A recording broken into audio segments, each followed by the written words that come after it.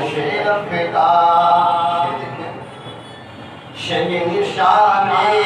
زمانہ بھی جہاں سے بھیک پاتے ہیں شہنشاہ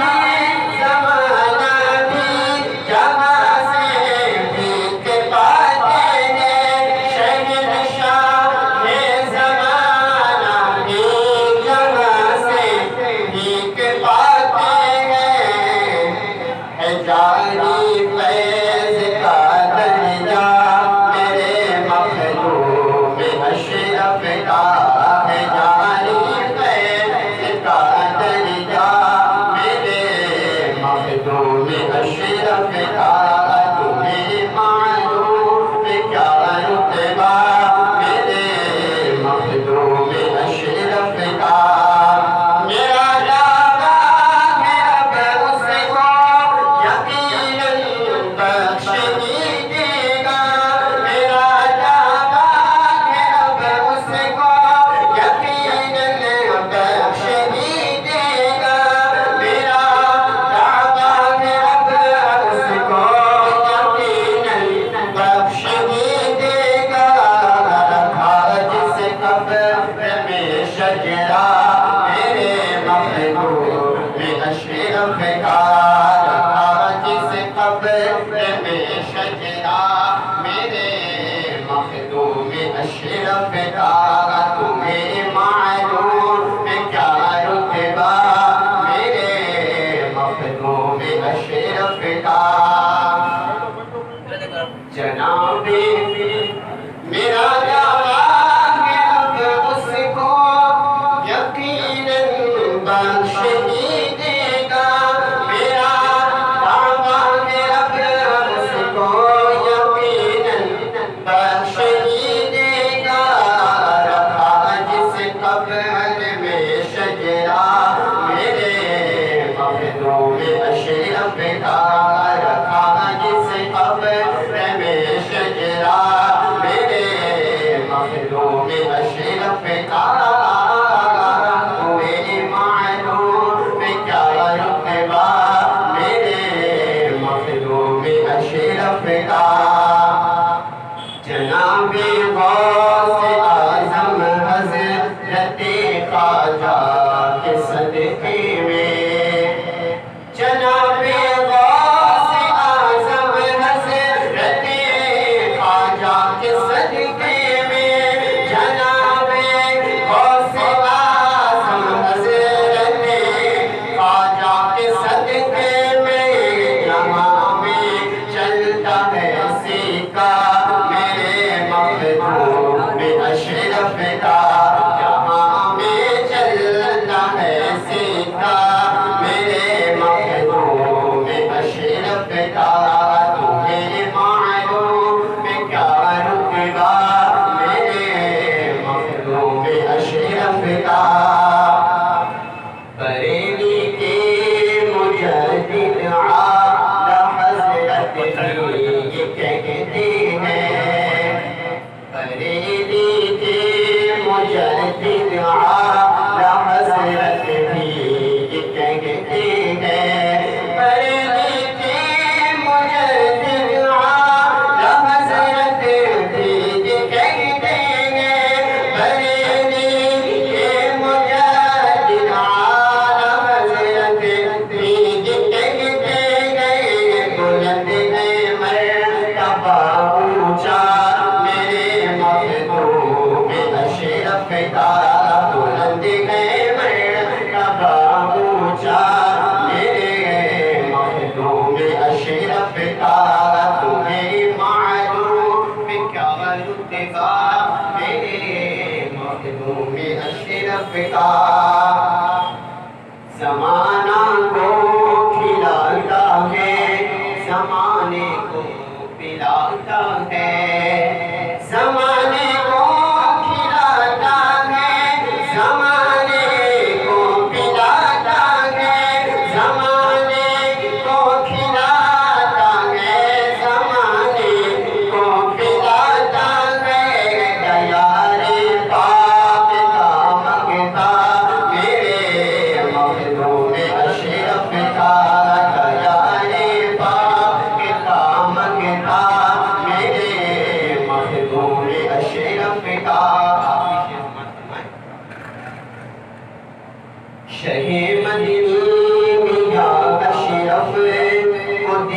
دیکھا تو سبھی بولے شہ مدنی میاں اشرف کو دیکھا تو سبھی بولے شہ مدنی میاں اشرف کو دیکھا تو سبھی بولے شہ مدنی میاں اشرف کو دیکھا تو سبھی بولے کتنا پیارا یہ بیٹا میرے مخدوم اشرف کا کتنا پیارا یہ بیٹا میرے مخدوم اشرف کا تمہیں معلوم کیا رتبہ میرے مخدوم اشرف کا فرشتوں میں بھی ہے چرچا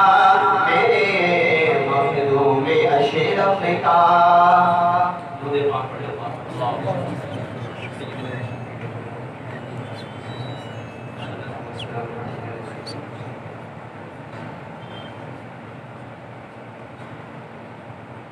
جس آیت کریمہ کی تلاوت کا شرف حاصل کیا اللہ تبارک و تعالیٰ قرآن پاک میں ارشاد فرماتا ہے ان الذین آمنوا وعملوا الصالحات سیجعل لهم الرحمن سیدھا سا ترجمہ یہ ہے کہ بے شک جو لوگ ایمان لائے اور جنہوں نے نیک عمل کیا عن قریب رحمان ان کی محبت کو لوگوں کے دلوں میں بسا دے آیت کریمہ کا ایک سادہ سا ترجمہ ہوا اس آیت کریمہ میں اللہ تبارک و تعالیٰ نے اس بات کو واضح اور کلیئر کر دیا ہے کہ جو شخص بھی ایمان اور عمل صالح والا ہوگا تو اللہ تبارک و تعالیٰ اس کی محبت کو لوگوں کے دلوں میں بکھیر دے گا اور دنیا کے لوگ ان سے محبت کرنے لگے کون لوگ ہیں بڑی وضاحت کے ساتھ قرآن نے ارشاد فرمایا ان الذین آمنوا وعملوا الصالحات کہ جو پہلے ایمان لاتے ہیں اس کے بعد عمل صالح کرتے ہیں اس کا مطلب یہ ہے کہ اللہ کے جو محبوب بندے ہیں وہ پہلے ایمان اختیار کرتے ہیں ایمان کو مضبوطی سے تھامتے ہیں اور اس کے بعد عمل صالح کرتے ہیں اور اس قدر عمل صالح میں محو ہو جاتے ہیں کہ اللہ تبارک و تعالیٰ ان کی محبت کو دنیا کے انسانوں کے لوگوں کے دلوں میں بسا دے گا آخر ایسا کیوں ہوتا ہے ایسا کس لیے ہوتا ہے کہ جب کوئی بندہ ایمان اور عمل صالح اختیار کرتا ہے تو دنیا کی مخلوق اس بندے سے محبت کرنے لگتی ہے ایسا کیوں ہوتا ہے اصل میں یہ اللہ کا ایک خاص فضل ہوتا ہے اللہ کی ایک خاص نوازش ہوتی ہے جب وہ اللہ تبارک و تعالیٰ کا خاص فضل اور نوازش ہوتی ہے تو دنیا کے بندے اس انسان سے محبت کرنے لگتے ہیں جیسا کہ حدیث پاک کی ایک روایت ہے میرے آقا صلی اللہ علیہ وسلم ارشاد فرماتے ہیں ان اللہ احب اذا عبد دعا جبریل فقال یا جبریل انی احب فلانا فاحبہ فیحبہ جبریل فینادی فی السماء فیقول یا اہل السماء ان اللہ یحب فلانا فاحبہ فیحبہ اہل السماء ثم یوزع له القبول فی الارض اللہ کے رسول صلی اللہ علیہ وسلم ارشاد فرماتے ہیں کہ جب اللہ تبارک و تعالیٰ کسی بندے سے محبت کرتا ہے تو وہ جبریل کو آواز دیتا ہے جبریل کو پکارتا ہے کہ اے جبریل ادھر آؤ سنو میں دنیا کے ایک فلاں بندے سے محبت کرتا ہوں تو تم بھی اس بندے سے محبت کرو تو حضرت جبریل اس بندے سے محبت کرنے لگتے ہیں پھر حضرت جبریل آسمان کے تمام فرشتوں میں آواز لگاتے ہیں کہ آسمان کے فرشتوں سنو سنو بے شک اللہ تبارک و تعالیٰ فلاں بندے سے محبت کرتا ہے تو تم لوگ بھی محبت کرو تو آسمان کے تمام فرشتے اس بندے سے محبت کرنے لگتے ہیں ثم یوزع له القبول فی الارض جب اللہ محبت کرنے لگتا ہے جب جبریل محبت کرنے لگتے ہیں جب آسمان کے تمام فرشتے محبت کرنے لگتے ہیں تو ایسے بندے کی محبت اور اس کی مقبولیت کو روئے زمین پر اتار دیا جاتا ہے روئے زمین پر بکھیر دیا جاتا ہے تو روئے زمین کے انسان بھی اس بندے سے محبت کرنے لگتے ہیں جب زمین کے انسان جب اللہ کی مخلوق کسی بندے سے محبت کرنے لگے تو یہ کوئی معاملی بات نہیں ہے، بلکہ یہ سمجھ لو کہ پہلے وہ اللہ کی بارگاہ میں محبوب ہوا ہے، پہلے وہ فرشتوں کی نظر محبوب ہوا ہے، پہلے وہ حضرت جبریل کا محبوب بنا ہے، اس کے بعد دنیا کے انسانوں کی نظر میں محبوب اور مقبول ہوا ہے۔ لوگ دنیا کے انسانوں کی نظر میں محبوب اور پسندیدہ بننے کے لیے مختلف طریقے اور تدبیریں اختیار کرتے ہیں، لیکن یہ ضروری نہیں کہ مختلف طریقے اور تدبیر اختیار کر کے انسان لوگوں کی نظر میں محبوب اور مقبول ہو جائے۔ وقتی طور پر تو آپ کسی کو بھی مرغوب کر سکتے ہیں، کوئی بھی انسان اپنی دولت کی بنیاد پر، اپنے منصب کی بنیاد پر، اپنے علم کی بنیاد پر وقتی طور پہ تو آپ کسی کو بھی مرغوب کر سکتے ہیں، لیکن یہ نہیں ہو سکتا کہ وہ سارے لوگ آپ کو دل سے چاہنے لگے، آپ کو دل سے ماننے لگے۔ یہ اسی وقت ہوگا جب کہ اللہ تبارک و تعالیٰ پہلے آپ کو اپنا محبوب بنائے، پہلے فرشتے آپ کو اپنا محبوب بنائے، پہلے حضرت جبریل آپ کو اپنا محبوب بنائے، اس کے بعد آپ کی محبت کو روئے زمین پر بکھیر دیا جائے گا۔ اور یہ کب ہوگا؟ جب ایمان ہوگا، عمل صالح ہوگا۔ ایمان اور عمل صالح والے ہی اللہ کے محبوب ہوتے ہیں۔ جب ایمان اور عمل صالح والے اللہ کے محبوب ہو جاتے ہیں تو اللہ تبارک و تعالیٰ ان کی محبت کو روئے زمین پر بکھیر دیا جاتا ہے، تو روئے زمین کے انسان بھی اس بندے سے محبت کرنے لگتے ہیں۔ ایک اور حدیث آپ کے سامنے پیش کر دوں، اور اس حدیث کی وضاحت میں سیرت مخدوم اشرف جہانگیر سمنانی رضی اللہ تعالی عنہ کی سیرت سے اس بات کی وضاحت کروں گا۔ ایک اور حدیث آپ کے سامنے پیش کر دوں، یہ حدیث قدسی ہے۔ حدیث قدسی اس حدیث کو کہتے ہیں کہ جو قرآن کے علاوہ اللہ تبارک و تعالیٰ نے اپنے محبوب بندے پر جو قرآن پاک نازل فرمایا ہے، قرآن کے علاوہ جو کچھ اللہ تبارک و تعالیٰ نے نازل کیا ہے اپنے محبوب بندے پر، اسے حدیث قدسی کہتے ہیں۔ حدیث قدسی میں اللہ تبارک و تعالیٰ ارشاد فرماتا ہے وَمَا تَقَرَّبَ إِلَيَّ عَبْدِي بِشَيْءٍ أَحَبَّ إِلَيَّ مِمَّا افْتَرَضْتُ عَلَيْهِ وَمَا يَزَالُ عَبْدِي يَتَقَرَّبُ إِلَيَّ بِالنَّوَافِلِ حَتَّى أُحِبَّهُ فَإِذَا أَحْبَبْتُهُ كُنتُ سَمْعَهُ الَّذِي يَسْمَعُ بِهِ وَبَصَرَهُ الَّذِي يُبْصِرُ بِهِ وَيَدَهُ الَّتِي يَبْطِشُ بِهَا وَرِجْلَهُ الَّتِي يَمْشِي بِهَا إِنْ سَأَلَنِي لَأُعْطِيَنَّهُ۔ اللہ تبارک و تعالیٰ ارشاد فرماتا ہے کہ فرائض سے بڑھ کر میرے نزدیک کوئی محبوب اور پسندیدہ چیز نہیں ہے جس کے ذریعے بندہ میرے قریب ہوتا ہے۔ فرائض ہی وہ چیز ہے جس کے ذریعے بندہ میرے قریب آتا ہے۔ پھر اس کے بعد بندہ نوافل ادا کرتا ہے، نوافل ادا کرتا جاتا ہے، نوافل کی منزل پار کرتا جاتا ہے، یہاں تک کہ ایک ایسا وقت آتا ہے کہ نوافل ادا کرتے کرتے بندہ میرا محبوب بن جاتا ہے۔ اور جب میں کسی بندے کو اپنا محبوب بنا لیتا ہوں تو میں اس کا کان ہو جاتا ہوں جس سے وہ سنتا ہے، میں اس کی آنکھ ہو جاتا ہوں جس سے وہ دیکھتا ہے، میں اس کا ہاتھ ہو جاتا ہوں جس سے وہ پکڑتا ہے، میں اس کا پاؤں ہو جاتا ہوں جس سے وہ چلتا ہے۔ اب وہ جو بھی مجھ سے سوال کرے گا، اب وہ جو بھی مجھ سے مانگے گا، میں ضرور اسے عطا کر دیتا ہوں۔ یہ حدیث قدسی ہے۔ اب سیرت مخدوم اشرف کی طرف چلتے ہیں، اس چیز کی وضاحت ہو جائے گی۔ تاریخ الصدر مخدوم اشرف جہانگیر سمنانی رضی اللہ تعالی عنہ بڑے باوقار، کس چیز کی کمی؟ نہ تقویٰ کی کمی، نہ طہارت کی کمی، نہ کمالات کی کمی، نہ مشاہدات کی کمی، نہ عبادت کی کمی۔ جب ماں اور باپ نیک ہوتے ہیں تو محبوب یزدانی جیسی اولاد پیدا ہوتی ہے۔ جب ماں اور باپ نیک ہوتے ہیں تو محبوب الہی نظام الدین اولیاء جیسی اولاد پیدا ہوتی ہے۔ جب ماں اور باپ نیک ہوتے ہیں تو محبوب سبحانی غوث اعظم دستگیر جیسی اولاد پیدا ہوتی ہے۔ مخدوم اشرف جہانگیر سمنانی رضی اللہ تعالی عنہ والد گرامی سید ابراہیم بڑے تقویٰ طہارت والے، بڑے نیک اور پارسا، 12 سال کی عمر میں آپ کو اللہ تبارک و تعالیٰ نے تخت شاہی سے نوازا تھا، بڑی نعمتوں سے سرفراز فرمایا تھا، کسی چیز کی کمی نہیں۔ سید ابراہیم رضی اللہ تعالی عنہ 12 سال کی عمر مبارک میں جب تخت شاہی پر بیٹھتے ہیں اور ایران کی سرزمین پر جب عدل و انصاف کے ساتھ لوگوں کے درمیان فیصلہ کرتے ہیں تو لوگ آپ کے اس قدر محب ہو گئے، اس طرح محبت کرنے لگے کہ آپ کی ایک اشارے پر اپنی جان قربان کرنے کے لیے تیار رہا کرتے تھے۔ یہاں تک کہ سمنان کا شہر اور ملک اس طرح امن و امان کے ساتھ ہو گیا تھا کہ دوسرے شہر کے لوگ سمنان آ کر بسیرا کیا کرتے کہ یہاں کا حکمران اس قدر پاک دامن، اس قدر باوقار اور اس طرح امن و امان والا ہے۔ سید ابراہیم رضی اللہ تعالی عنہ 10 سال کے اندر آپ نے اپنی حکومت اور سلطانی کو اس قدر مبارک میں سادات ہی کی ایک اور خاتون سیدہ خدیجہ رضی اللہ تعالی عنہا سے آپ کا نکاح ہوتا ہے۔ یہ بھی کوئی کم نہیں بلکہ نہ تقوی کی کمی، خاتون سیدہ خدیجہ رضی اللہ تعالی عنہا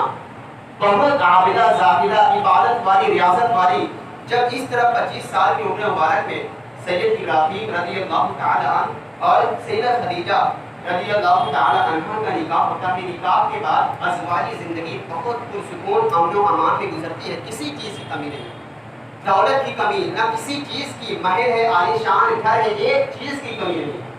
ازواجی زندگی بہت امن و امان پرسکون طریقے سے گزر رہی ہے۔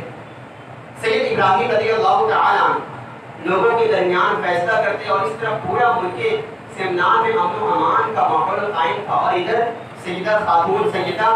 خدیجہ رضی اللہ تعالی عنہ عبادت میں مصروف رہا کرتی، پوری ازواجی زندگی بہت امن و امان سے گزر رہی تھی، ایک چیز کی کمی نہیں، بلکہ یوں کہہ دیا جائے کہ آپ کے گھر میں کوئی ایسا دروازہ ہی نہیں تھا کہ جو مصیبت اس دروازے سے آئے، اتنا سکون تھا۔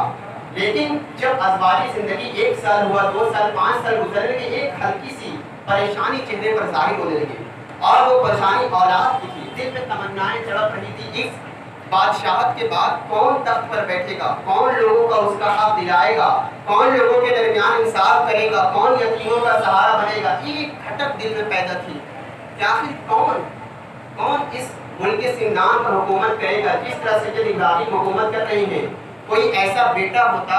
کہ جو اس سمنان پر حکومت کرتا، جس طرح میں عدل انصاف کرتا ہوں اسی طرح وہ بھی کرتا۔ اس طرح کرتے کرتے 10 سال کا عرصہ گزر جاتا، چہرے پر ہلکی سی پریشانی، عبادت ریاضت میں مصروف ہے، عبادت کر رہی ہے، چہرے پر ہلکی سی جھلک، توجہ میری طرف کرے، بڑی مہربانی تھا۔ درود پاک پڑھیں اللہ۔ 10 سال کا عرصہ گزر جاتا ہے، سید ابراہیم رضی اللہ تعالی اور سیدہ خدیجہ رضی اللہ تعالی پرسکون زندگی ہے، لیکن چہرے پر ایک ہلکی سی پریشانی، کسی چیز کی کمی نہیں، گھر میں نوکر خادمہ وغیرہ سب ہے، ایک چیز کی کمی نہیں، لیکن چہرے پر تب بھی ایک ہلکی سی کھٹک رہتی، کوئی اولاد نہیں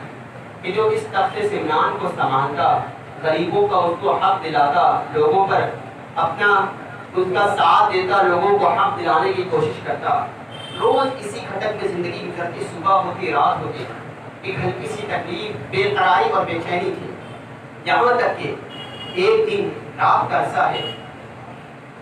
بند کمرے میں سید ابراہیم رضی اللہ تعالی عنہ حاضر ہے، اور آپ کی زوجہ محترمہ سیدہ خدیجہ رضی اللہ تعالی عنہ بھی موجود ہے، دونوں چپ چاپ بیٹھے ہوئے ہیں، اشک دل کی گہرائیوں سے اشک بہ رہا ہے دل میں، اور افسوس سر افسوس، ایک تمنا بے قراری، چپ چاپ بالکل دعائیں کر رہی ہے، کون سنبھالے گا میرے بعد، کون لوگوں کا اس کا حق دلائے گا، دل میں دعائیں کر رہے ہیں، مولا کوئی ایسی اولاد پیدا کر، کوئی ایسی اولاد، ایسی نعمتوں سے نواز، کسی نعمت کی کمی نہیں، ایک ایسی کمی ہے، کوئی ایسی اولاد دے دے جو اس سمنان کے حق کو سنبھالے، لوگوں کو اس کا حق دلائے اور لوگوں کا سہارا بنے۔ اسی طرح دل کی گہرائی میں رو رہے ہیں، سید ابراہیم بھی ہے اور سیدہ خدیجہ بند کمرے میں حاضر ہیں، دل کی گہرائیوں میں اشک بہ رہے ہیں، آنسو بہ رہے ہیں، گال پر آتے ہیں، افسوس میں افسردہ بالکل۔ تبھی اچانک کسی نے دروازے پر دستک دی، کوئی آنے والا آیا، سید ابراہیم رضی اللہ تعالیٰ بے قرار ہے، بے چین ہے، چہرے مبارک پر نظر پڑتی ہے، دل کی دنیا بدل جاتی ہے، یہ کون ہستی آ گئی ہے، یہ وہی ہستی تھی جس کے بارے میں حسان بن ثابت کہتے ہیں، وَأَحْسَنَ مِنْكَ لَمْ تَرَقَّتْ عَيْنِي وَأَجْمَلَ مِنْكَ لَمْ تَلِدِ النِّسَاءُ خُلِقْتَ مُبَرَّأً مِنْ كُلِّ عَيْبٍ كَأَنَّكَ قَدْ خُلِقْتَ كَمَا تَشَاءُ۔ وہی چہرہ مبارک تھا کہ سید ابراہیم نے دیکھا تھا تو سعدی بول پڑے، بَلَغَ الْعُلَا بِكَمَالِهِ كَشَفَتْ الدُّجَىٰ بِجَمَالِهِ حَسُنَتْ جَمِيعُ خِصَالِهِ صَلُّوا عَلَيْهِ وَآلِهِ۔ وہی چہرہ تھا، کبھی امام کہتے ہوئے سرور کہوں کہ مالک و مولا کہوں تجھے، باغ خلیل کا گل زیبا کہوں گل زیبا کہوں تجھے، میں تو مالک ہی کہوں گا کہ وہ مالک کے حبیب یعنی محبوب و محب میں نہیں میرا تیرا۔ کبھی کہتے ہیں وہ کمال حسن حضور ہے کہ کمال نقص جہان ہے، یہی خون خال سے دور ہے، یہی شمع ہے کہ دھواں نہیں، لیکن رضا نے ختم سخن اس پہ کر دیا، خالق کا بندہ خلق کا آقا کہوں تجھے۔ کوئی دستک دی، کوئی آنے والا آیا، کسی نے دستک دی، سید ابراہیم رضی اللہ تعالیٰ عنہ کی چہرہ مبارک پر نظر پڑتی ہے کہ آقا کا جلوہ آ گیا ہے، سرکار علیہ السلام تشریف لائے ہیں، قدموں میں گرتے ہیں، آنسو بہ رہے ہیں۔ آقا کریم صلی اللہ تعالیٰ علیہ وسلم اٹھاتے ہیں اور کہتے ہیں اے ابراہیم کیا تجھے اولاد کی تمنا تڑپا رہی ہے؟ سید ابراہیم رضی اللہ تعالیٰ عنہ آنسو بہہ رہے ہیں، دل کی گہرائیوں میں من ہی من میں سوچتے ہیں کہ وہ مدینے والے آقا کہ جو دل کی دھڑکن کو بھی سنتے ہیں، ان کے سامنے میں اپنے کون سے الفاظ رکھوں کہ مجھے اولاد کی تمنا تڑپا رہی ہے؟ یہ تو دلوں کی کیفیت بھی جاننے والے ہیں، اتنا کہنا تھا، دل کی گہرائی میں سوچ رہے تھے کہ آقا کریم صلی اللہ تعالی علیہ وسلم مسکرانے لگے، امام بول پڑے جس کی تسکی سے روتے ہوئے ہنس پڑے، اس تبسم کی عادت پہ لاکھوں سلام۔ آقا کریم صلی اللہ تعالی علیہ وسلم مسکراتے ہیں اور سید محمد اشرف کی ولادت کی بشارت سنائی اور اللہ کے رسول صلی اللہ تعالی علیہ وسلم واپس چلے گئے۔ سید ابراہیم رضی اللہ تعالی اولاد پیدا ہوتی ہے، سید محمد اشرف تارک السلطنت محبوب یزدانی مخدوم اشرف جہانگیر سمنانی رضی اللہ تعالی ولادت ہوتی ہے، اور دھیرے دھیرے جب 1 سال 2 سال تعلیمی دور شروع ہو جاتا ہے، یہاں تک کہ اللہ تبارک و تعالیٰ نے آپ کو بھی بڑے انعام اکرام سے نوازا تھا۔ میں نے پہلے بھی کہا تھا اگر ماں اور باپ نیک ہوتے ہیں تو محبوب یزدانی مخدوم اشرف جیسی اولاد پیدا ہوتی ہے۔ 7 سال کی عمر مبارک میں اللہ اکبر آپ نے پورے قرآن کو قرأت سبعہ کے ساتھ مکمل حفظ کر لیا تھا۔ 7 سال کی عمر میں پورا قرآن 7 قرأت کے ساتھ مکمل حفظ کر لیا تھا، اور جب آپ کی مبارک عمر 14 سال کی ہوتی ہے، سرکار مخدوم اشرف جہانگیر سمنانی رضی اللہ تعالی عنہ 14 سال کی عمر مبارک میں تمام علوم دینیہ سے فارغ ہو جاتا ہے، اور اس طرح کچھ ہی دنوں کے بعد آپ کے والد گرامی سید ابراہیم رضی اللہ تعالی عنہ کا بھی انتقال ہو جاتا ہے، اور اس طرح سلطان سمنان کے سلطان سید محمد اشرف جہانگیر سمنانی رضی اللہ تعالی عنہ کو بنایا جاتا ہے۔ سید مخدوم اشرف جہانگیر سمنانی رضی اللہ تعالی عنہ ایسی کمال والی ہستی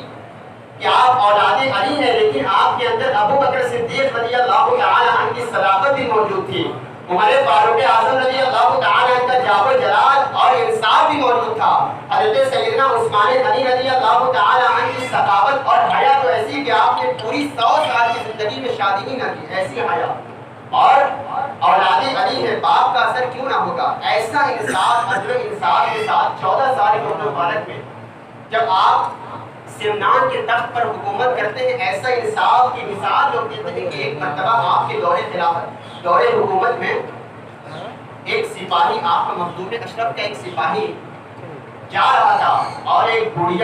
عورت دہی لے کر جا رہی تھی، اس سپاہی نے اس بوڑھی عورت کا دہی چھین کر کھا لیا۔ مخدوم اشرف جہانگیر سمنانی رضی اللہ تعالی عنہ کو جب معلوم ہوا، انصاف دیکھے، مخدوم اشرف جہانگیر سمنانی رضی اللہ تعالی عنہ کو معلوم ہوا وہ بڑھیا سرکار کی خدمت میں حاضر ہوتی ہے، حضور آپ کے سپاہی نے میرا دہی چھین کر کھا لیا ہے۔ مخدوم اشرف جہانگیر سمنانی رضی اللہ تعالی عنہ نے ان سپاہی کو بلایا اور پوچھا تم نے اس عورت کا دہی چھین کر کھا لیا ہے؟ اب وہ کیا بولتا، جھوٹ بول دیتا ہے کہ نہیں حضور میں نے نہیں کھایا۔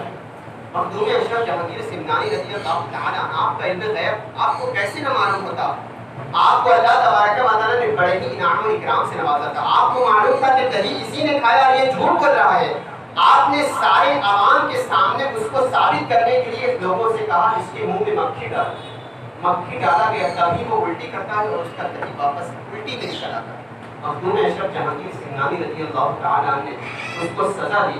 اور پھر اس بوڑھی عورت کی قیمت بھی ادائی اور زیادہ قیمت۔ تو کہنے کا مطلب یہ تھا کہ مخدوم اشرف جہانگیر سمنانی رضی اللہ تعالیٰ عنہ 14-15 سال کی عمر کتنی بڑی ہوتی ہے، اس عمر میں لڑکا ابھی کھیلنے کی عمر ہوتا ہے، لیکن مخدوم اشرف جہانگیر سمنانی سمنان کے تخت پر بیٹھ کر ایسی حکومت کر رہے ہیں کہ آپ کے انصاف کے لوگ مثالیں دیتے ہیں اور آگے چلتے ہیں۔ جب 10 سال کی حکومت آپ کر لیتے ہیں، اپنی والدہ سے کہتے ہیں کہ امی جان میں انصاف تو کرتا ہوں، حکومت تو کرتا ہوں، لیکن مجھے سکون نہیں ملتا، مجھے اس سمنان کی حکومت کو چھوڑنے کا ارادہ ہے۔ امی جان سیدہ خدیجہ رضی اللہ تعالی عنہ کہتی ہیں بیٹا محمد اشرف اسی دن کا تو انتظار تھا۔ سیدہ مخدوم اشرف جہانگیر سمنانی رضی اللہ تعالی عنہ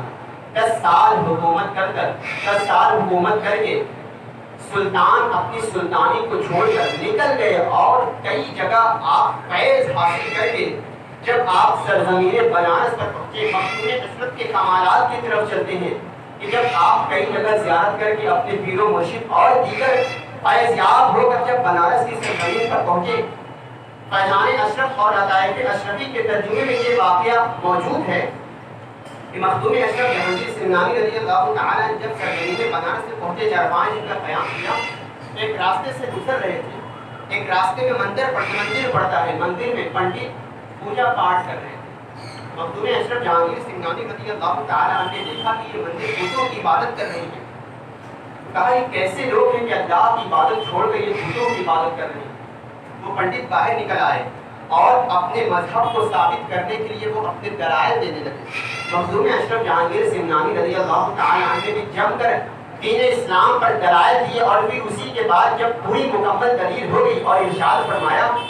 اگر تم چاہتے ہو تو اگر تم کہو کہ میں ان تمہارے بتوں سے کہوں تو یہی میرا مذہب اسلام کو ثابت کر کے دلیل دے دے گا۔ وہ پنڈت کہا کیوں نہیں؟ مخدوم اشرف جہانگیر سمنانی رضی اللہ تعالیٰ عنہ نے کہا اگر یہ ثابت کر دے گا تو کیا تم اسلام کے اندر داخل ہو جاؤ گے؟ وہ پنڈت کہنے لگے کیوں نہیں، ہم اسلام کے اندر داخل ہو جائیں گے۔ مخدوم اشرف جہانگیر سمنانی رضی اللہ تعالیٰ عنہ ایک بت کو اپنے ہاتھ پر لیتے ہیں اور مخاطب کر کے ارشاد فرماتے ہیں اے بت، اگر ہمارا مذہب اسلام حق ہے اور محمد مصطفیٰ صلی اللہ تعالیٰ علیہ وسلم سچے رسول ہے تو کل پڑھ کرنا اور اسلام کے اندر داخل ہو جا۔ اللہ اکبر۔ وہ بت بیک زبان سارے پڑھتے ہیں لا الہ الا اللہ محمد رسول اللہ۔ وہ پنڈت دیکھتے ہیں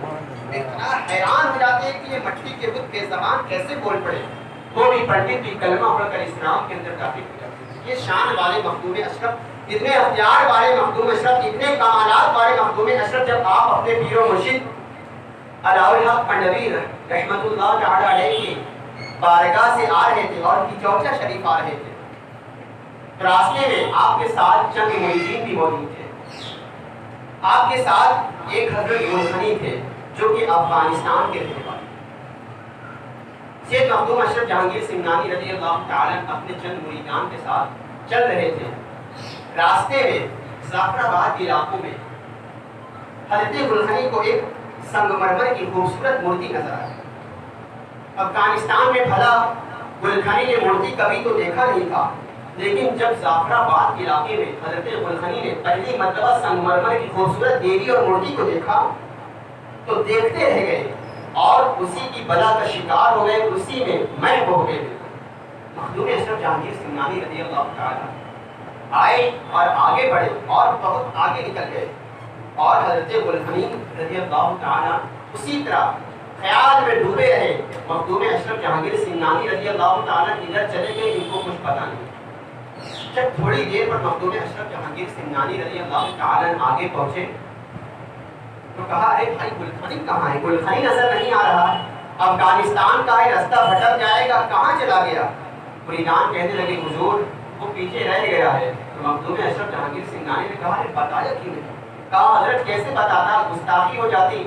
مخدوم اشرف جہانگیر سمنانی رضی اللہ تعالیٰ کہتے ہیں چلو دیکھتے ہیں گلخنی کہاں۔ واپس اسی مقام پر جب آتے ہیں، گلخنی اسی طرح مہک شکار ہے، اسی بلا کی مورتی کا شکار ہے، اسی طرح مہک بالکل ہے۔ مخدوم اشرف جہانگیر سمنانی پیچھے آ کر کھڑے ہو گئے، ابھی بھی کوئی ہوش نہیں۔ مخدوم اشرف جہانگیر سمنانی رضی اللہ تعالیٰ نے دیکھا یہ تو بالکل مورت کے اندر بالکل مہک ہو چکا ہے، اسی کی زیارت میں، اسی کے دیدار میں اسی طرح بالکل کھو چکا ہے، اسے اپنا ہوش کرتے ہیں۔ مخدوم اشرف جہانگیر سمنانی رضی اللہ تعالیٰ نے اپنا دست مبارک گلخنی کے کاندھے پر رکھا ہے۔ گلخنی جب ہوش میں آئے، خیالات ٹوٹے تو دیکھا کہ میرے پیر و مرشد پیچھے کھڑے اور میں کیا کر رہا تھا، آنکھوں سے آنسو بہنے لگے، قدموں میں گھرے حضور معاف کر دو، غلطی ہو گئی۔ مخدوم اشرف جہانگیر سمنانی رضی اللہ تعالیٰ عنہ نے اٹھایا اور کہا چلو۔ اس طرح آگے بڑھتے گئے، پھر اسی کے بعد مخدوم اشرف جہانگیر سمنانی رضی اللہ تعالیٰ عنہ اٹھتے ہیں اور گلخنی کی طرف مخاطب ہو کر ارشاد فرماتے ہیں گلخنی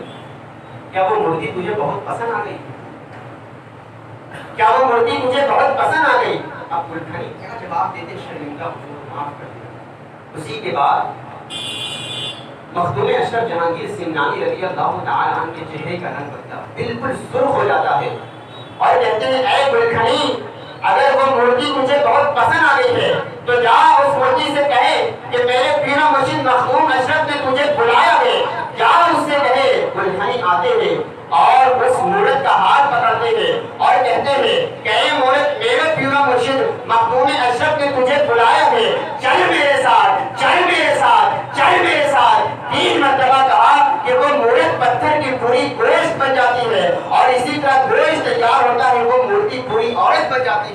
مخدوم اشرف جہانگیر سمنانی رضی اللہ تعالی عنہ نے اس کو کلمہ پڑھایا، اسلام کے اندر داخل کیا اور اس گلخانی کا نکاح اس سے کروایا، اور اس کے بدن سے اس کی اولادیں پیدا ہوئی، اور آج بھی اس کی اولادیں مدراس کی راہوں میں موجود ہیں، اور نشانی کے طور پر جو ان کے ناخن نیل ہوتے ہیں وہ آج بھی پتھر کا۔ یہ مخدوم اشرف جہانگیر سمنانی رضی اللہ تعالی عنہ کی کرامت بے شمار ہے۔ مورد پر نظر ڈالیں تو مورد انسان بن جائے، پنڈتوں سے کلمہ پڑھوا دے، بلی پر نظر دے دے، ابھی شاعر پڑھے بلی پر نظر کرے تو خاتمہ بن جائے۔ اور نورالعین کا بھی واقعہ آپ نے سنا ہوگا کہ مٹی پر نظر کرے تو سونا بن جائے۔ اس طرح مخدوم اشرف جہانگیر سمنانی رضی اللہ تعالیٰ کے کمالات اختیارات کہاں سے آئے، کس نے عطا کیا؟ تو اللہ تبارک و تعالیٰ نے ارشاد فرمایا جو میں نے پہلے بیان کیا، فَإِذَا أَحْبَبْتُهُ كُنْتُ سَمْعَهُ الَّذِي يَسْمَعُ بِهِ وَبَصَرَهُ الَّذِي يُبْصِرُ بِهِ وَيَدَهُ الَّتِي يَبْطِشُ بِهَا وَرِجْلَهُ الَّتِي يَمْشِي بِهَا إِذْ سَأَلَنِي رَبِّي جب میں ایسے بندے کو اپنا محبوب بنا لیتا ہوں تو میں اس کا کان ہو جاتا ہوں جس سے وہ سنتا ہے، میں اس کی آنکھ ہو جاتا ہوں جس سے وہ دیکھتا ہے، میں اس کا ہاتھ ہو جاتا ہوں جس سے وہ پکڑتا ہے، میں اس کا پاؤں ہو جاتا ہوں جس سے وہ چلتا ہے۔ اب جو بھی مجھ سے سوال کرے گا، اب وہ جو بھی مجھ سے مانگے گا، میں ضرور اسے عطا کر دیتا ہوں۔ اندازہ کریں کہ مخدوم اشرف جہانگیر سمنانی رضی اللہ تعالیٰ کچھ باتیں عرض کر کے میں اپنی گفتگو تمام کرنے چاہوں گا۔ مخدوم اشرف جہانگیر سمنانی رضی اللہ تعالیٰ نے اپنی حکومت چھوڑی، کوئی تو اپنا گھر چھوڑ کر نہیں جانا چاہتا لیکن اللہ کی رضا کے لیے مخدوم اشرف جہانگیر سمنانی رضی اللہ تعالیٰ نے اپنے تخت و تاج کو ٹھوکر مارا، اپنی سلطانی کو چھوڑا۔ قربان جائیں کہ دنیا میں دو ہی معروف بزرگ ایسے ہیں جنہوں نے اللہ کی رضا کے لیے اپنی حکومت کو چھوڑا ہے۔ ایک حضرت ابراہیم بن ادہم رضی اللہ تعالیٰ نے، دوسرے تاریخ السلطنت محبوب یزدانی مخدوم اشرف جہانگیر سمنانی رضی اللہ تعالیٰ نے کہ اللہ کی رضا کے لیے آپ نے اپنی حکومت کو چھوڑ دیا، اور اتنا ہی نہیں اپنا گھر، اپنے گھر بار، اپنی ماں باپ، ساری چیزوں کو چھوڑ دیا صرف اللہ کی رضا کے لیے۔ کچھ باتیں عرض کر کے دل کی گہرائیوں سے سنیں۔ جو مقصد ہوتا ہے پروگرام کا، اگر آپ دل کی گہرائی سنیں اور عمل کر لیں تو میں سمجھتا ہوں کہ یہی میری بخشش کا ذریعہ ہوگا۔ آپ ذرا دل کی گہرائیوں سے سنیں کہ مخدوم اشرف جہانگیر سمنانی رضی اللہ تعالیٰ نے اپنی حکومت، اپنا شہر، اپنا ملک، اپنا گھر بار اس لیے چھوڑا تاکہ اللہ کی رضا حاصل ہو جائے، اللہ راضی ہو جائے، اس لیے گھر بار چھوڑا۔ اور آج ہمارا کیا حال ہے؟ ہم اپنا 15 منٹ وقت بھی چھوڑ کر مسجد کی طرف نہیں آتے، نمازی ہمارے پاس نہیں، عبادت نہیں۔ مخدوم اشرف جہانگیر سمنانی رضی اللہ تعالیٰ اللہ کی رضا کے لیے اپنا گھر بار چھوڑ کر ہم اشرفی ہو کر مخدوم اشرف جہانگیر سمنانی رضی اللہ تعالیٰ کی بیعت حاصل کر کر ہم 15 منٹ اپنا وقت نماز کے لیے نہیں کر سکتے۔ ساری چیزوں کے لیے ہمارے پاس وقت ہے، رات بھر جاگ کر موبائل چلانے کا ہمارے پاس وقت ہے، ساری چیزوں کا ہمارے پاس وقت ہے، ساری کاموں کا ہمارے پاس وقت ہے۔ اگر وقت نہیں ہے تو نماز پڑھنے کا وقت نہیں، عبادت کرنے کا وقت نہیں ہے، اللہ کی بارگاہ میں سجدہ کرنے کا وقت نہیں۔ دل کی گہرائیوں سے سنیں، مخدوم اشرف جہانگیر سمنانی رضی اللہ تعالیٰ پوری زندگی عبادات میں گزار دی، اور 100 سال کی عمر مبارک آپ کی ہوتی ہے اور آپ کی وفات ہو جاتی ہے۔ تو کہنے کا مطلب یہ تھا کہ ہم مخدوم اشرف جہانگیر سمنانی رضی اللہ تعالیٰ ان کے راستے پر چلے، ان کے طریقے کو اپنائیں، ورنہ آج ہمیں پیسا جا رہا ہے، ہر طرف سے دبایا جا رہا ہے۔ آخر کیوں؟ ایک مرتبہ دو بزرگ کھڑے، ایک مرتبہ کا واقعہ ہے کہ کچھ نوجوان فٹ بال کے ساتھ کھیل رہے ہیں، فٹ بال کے ساتھ کچھ نوجوان کھیل رہے، دو بزرگ کھڑے تھے۔ ان میں سے ایک بزرگ نے پوچھا اس فٹ بال کا قصور کیا ہے کہ چاروں طرف سے لوگ اس کو مارتے ہیں، ادھر سے ادھر سے ادھر سے ادھر سے چاروں طرف سے لوگ اس کو مارتے ہیں، آخر اس فٹ بال کا کیا قصور ہے کہ ہر طرف سے یہ لات کھا رہا ہے، آخر وجہ کیا؟ تو دوسرے بزرگ نے کہا کہ یہ اندر سے خالی ہے، اس کے اندر ہوا بھری ہے، اندر سے خالی ہے، اسی لیے لوگ اس کو مارتے ہیں۔ یہ مثال ہماری مثال ہے۔ آج ہم مسلمان ہیں، صرف نام، مسلمان صرف ہمارا نام ہے، مومن ہمارا نام ہے، اور اندر سے بالکل ہم خالی ہیں۔ نہ عشق مصطفیٰ کا جذبہ ہے، نہ نمازوں سے محبت ہے، نہ فرامین مصطفیٰ کا ہمیں کوئی حساب ہے، اندر سے بالکل خالی خالی ہو چکے ہیں. اسی لیے آج ہم ہر طرف سے ذلیل ہو رہے ہیں, ہر طرف سے مارا جا رہا ہے. لیکن یاد کرو کل کبھی وہ مسلمان تھا جو دل میں عشق مصطفیٰ کی شمع روشن کر کے جب نکلتا تھا تو سینکڑوں کافروں پر بھاری ہو جایا کرتا تھا, اور ایک کافر آج ہمیں سارے مسلمانوں پر دبایا ہوا ہے. کیا ہے؟ آج ہم اندر سے, اگر ہم اندر سے مضبوط ہو جائیں, عشق مصطفیٰ کی شمع اپنے اندر روشن کر لے, محبت اہل بیت اور محبت رسول کو اپنے اندر بسا لے, آقا کریم صلی اللہ تعالی علیہ وسلم کے اسوہ حسنہ پر بھی اپنی زندگی گزارے, تو ایک دن آئے گا جب ہماری بلندی ہوگی, ہمارا عروج ہوگا. ورنہ آج ہمارا کیا حال ہے, گناہوں میں زندگی گزار رہے ہیں, ہمارے اندر تو شیطان کھڑا ہوا ہے, گناہ کر رہے ہیں, گناہ کا احساس کہیں جھوٹ بول رہے, پتہ ہی نہیں گناہ ہے, گانا سن رہے ہیں, موبائل میں بے حیائی دیکھ رہے ہیں, بدنکاری راستوں میں چل رہے ہیں, سمجھ ہی نہیں آتا یہ گناہ ہے. کیوں کہ ہمارا دل کالا ہو چکا ہے. کیا حال ہے آج, کون یاد کرے گا کہ اس حالت خودغرضی میں حالات ایسے ہیں کہ لوگوں کو خدا یاد نہیں, ہم کون ہیں کیا ہمیں بات خدا یاد نہیں, اپنے اسلاف کی کوئی بھی ادا یاد نہیں ہے. اگر یاد تو کافر کے ترانے ہی بس ہے, اگر نہیں یاد تو مسجد کی صدا یاد رہی. بنت حلوہ کو نچاتے ہیں سر عام محفل میں, کتنے سنگ دل ہیں کہ رسم حیا یاد نہیں. آج اپنی ذلت کا سبب یہی ہے, شاید سب کچھ یاد ہے مگر خدا یاد نہیں. اس لیے ضروری ہے کہ آؤ اللہ کی بارگاہ میں سچی توبہ کرو. موت کس حال میں آ جائے کون جانتا ہے. ایک مرتبہ بنی اسرائیل کا ایک شخص جس کا نام کفل ہے, یہ ایسا بدکار نوجوان انسان تھا کہ ہر رات ایک نئی لڑکی اس کے کمرے میں آتی تھی, اور یہ رات بھر اس لڑکی کے ساتھ زنا کرتا, رات رنگین کرتا. روز ڈیلی ایک نئی لڑکی, کفل نام کا شخص بدکار, روز ایک نئی لڑکی, پیسہ اس کو دیتا, اور ہر رات ایک نئی لڑکی اس کے کمرے میں. لیکن ایک دن کا واقعہ ایسا ہوا کہ ایک دن ایک لڑکی بہت خوبصورت اس کے کمرے میں آئی, اور 60 سونے کے دینار دے کر اس نے اس کو بلوایا تھا. جب کفل کمرے میں داخل ہوتا ہے, دروازہ بند کر دیتا ہے, تو وہ عورت رو رہی ہے. کفل نے کہا رو کیوں رہی ہے, میں نے تجھے 60 سونے کے دینار دے کر بلوایا ہے, جب تیری رضا کی تبھی تو آئی ہے, کیوں رو رہی ہے؟ تو کہنے لگی مجھے اللہ سے ڈر لگتا ہے, میرے یہاں آنے کا سبب میری بھوک ہے, میں بھوکی ہوں کئی دنوں کی, اور اگر میں بھوکی ہوتی تو میں نہ آتی. لیکن میرے چھوٹے چھوٹے بچے جو ہیں وہ بھی بھوکے ہیں, میرے بچوں کی بھوک مجھے یہاں کر دیا. اتنا سننا تھا کہ کفل کا دل بدل جاتا ہے. کہتا ہے جا میں تجھے چھوڑ دیتا ہوں, سونے کے دینار بھی دیتا ہوں, اور اس کو بھوجیا کھانا آٹا وغیرہ بھی دیا, اور کہا جا میں تجھے چھوڑ دیتا ہوں, میں تیری بات سن کر آج اللہ کی بارگاہ میں سچی توبہ کرتا ہوں. وہ عورت دروازے سے نکلتی ہے, فوراً کفل کا انتقال. اسی وقت یہ عورت یہاں سے نکلتی ہے, کفل کا انتقال ہو جاتا ہے, اسی وقت مر جاتا ہے. اب ذرا اندازہ کریں, جب اس کی موت ہو جاتی ہے, اگلے دن اس کے گھر کے دیوار پر لکھا تھا اللہ تبارک و تعالی کفل کی مغفرت فرما دے. اندازہ کریں کہ صرف ایک رات کا واقعہ اگر اس عورت کے ساتھ زنا کر رہا ہوتا, اسی حال میں اگر اس کی موت آتی, تو کون اس کی نماز جنازہ پڑھتا,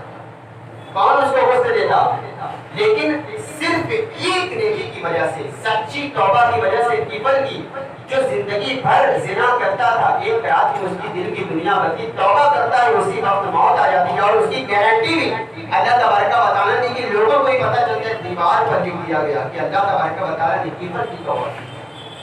آئیے ضروری اس بات کی ہم سچے دل سے توبہ کریں. اللہ تبارک و تعالی ہم سب کو کہنے اور سننے سے زیادہ عمل کی توفیق عطا فرمائے. آمین.